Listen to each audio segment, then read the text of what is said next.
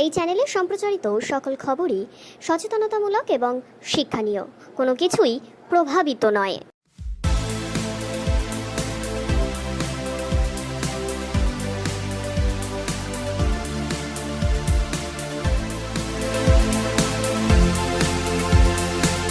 বহরমপুরে আয়োজিত হলো ৭৮তম স্বাধীনতা দিবস। আজ ৭৮তম স্বাধীনতা দিবস।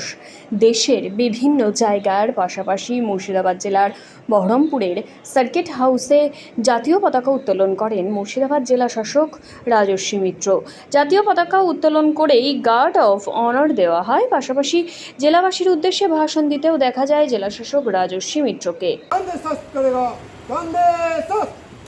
আমাদের মধ্যে উপস্থিত হয়েছেন সম্মাননীয় জেলা শাসক মুর্শিদাবাদ মাননীয় শ্রী রাজস্বী মিত্র আইএস স্যার। নমস্কার, সুপ্রভাত।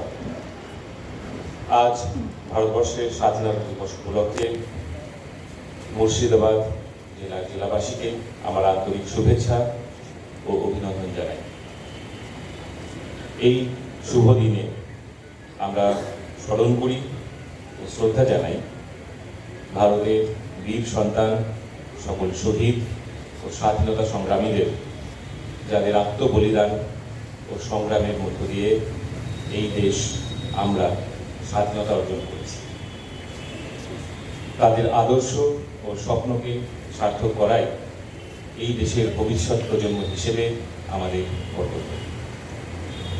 আমরা শ্রদ্ধা জানাই আমাদের দেশের বীর সৈনিকদের, যাদের অতন্ত্র প্রহরায় আমাদের দেশের সার্বভৌমত্ব রক্ষিত হচ্ছে প্রতিনিয়ত।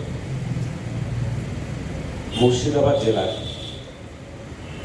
জেলাতে যাতে শিক্ষা, সাহিত্য, সংস্কৃতি, লোকসংস্কৃতি, ক্রীড়া, শিল্প, কর্মসংস্থান এবং স্বাস্থ্য ব্যবস্থায় দ্রুত উন্নতি কল্পিত হয়, যাতে আমাদের এই জেলার সাম্প্রদায়িক সম্প্রীতি এবং শান্তি শৃঙ্খলা বজায় থাকে, তার জন্যে আমাদের প্রশাসনিক স্তরের সকল মানুষ তাদের কর্তব্য নিষ্ঠার সহিত পালন করে চলেছে।